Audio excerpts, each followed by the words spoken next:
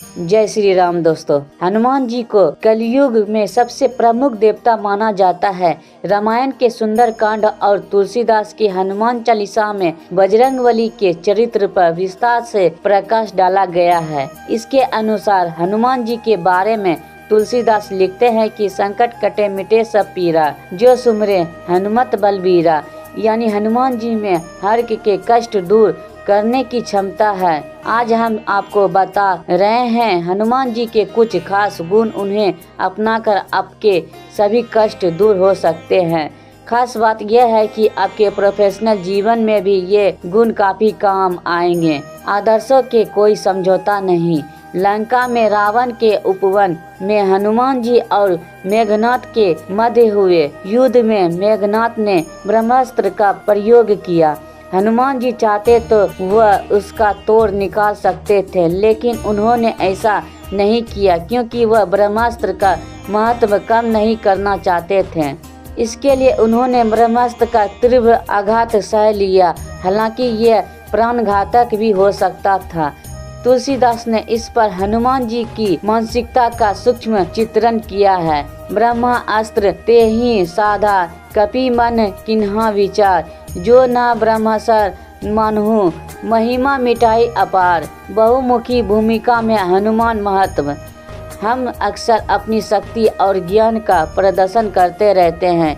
कई बार तो वहाँ भी जाना उसकी आवश्यकता भी नहीं होती। हनुमान जी हनुमान चालीसा में लिखा है, सूक्ष्म रूप धरि सियहि दिखावा, विकट रूप धरि लंक जरावा। सीता के सामने उन्होंने खुद को लघु रूप में रखा क्योंकि यहाँ वह पुत्र की भूमिका में थे, परंतु सहारक के रूप में वह राक्षसों के लिए काल बन गए। एक ही स्थान पर अपनी शक्ति का दो अलग अलग तरीके से उपयोग करना हनुमान जी से सीखा जा सकता है। समस्या नहीं समाधान स्वरूप।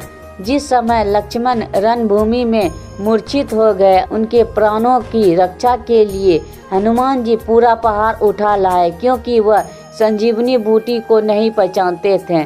हनुमान जी यह हमें सिखाते हैं कि मनुष्य को शंका स्वरूप नहीं वरन समाधान स्वरूप होना चाहिए।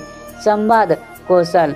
माता सीता से हनुमान जी पहली बार रावण की अशोक वाटिका में मिले।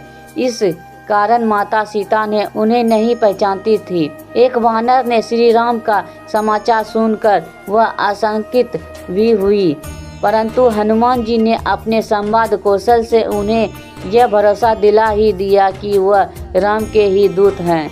सुंदर कांड में यह संग को इस तरह व्यक्त किया गया है, कपि के वचन सो प्रेम सुनी, उपजा मन विश्वास, जाना मन करम वचन यह, कृपा सिंधु कर दास। चतुराई। हनुमान जी ने समुद्र पार करते समय सुरसा से लड़ने में समय नहीं गवाया। सुरसा हनुमान जी को खाना चाहती थी। उस समय हनुमान जी ने अपनी चतुराई से पहले अपने शरीर का आकार बढ़ाया और अचानक छोटा रूप कर लिया। छोटा रूप करने के बाद हनुमान जी सुरसा के मुंह में प्रवेश कर वापस बाहर आ गए। हनुमान जी की इस चतुराई से सुरसा प्रसन्न हो गई और रास्ता छोड़ दिया। चतुराई की ये कला हम हनुमान जी से सीख सकते हैं। आत्म सुगंधता की कोसों दूर। माता सीता का समाचार लेकर सकुशल वापस पहुँचे। श्री राम जी के तरफ प्रशंसा हुई, लेकिन उन्होंने अपने पराक्रम कोई किस्सा प्रभु श्री राम को नहीं सुनाया। यह हनुमान जी का बड़प्पन था, जिसमें वह अपने बल का सारा श्रेय प्रभु श्री राम के आशीर्वाद को दे रहे थे। प्रभु श्री राम के लंका यात्रा वृतांत पूछने पर हनुमान जी जो कहा उससे भगवान श्री राम भी हनुमान जी के आत्म सुगंधता विहीन व्यक्ति के कायल हो गए।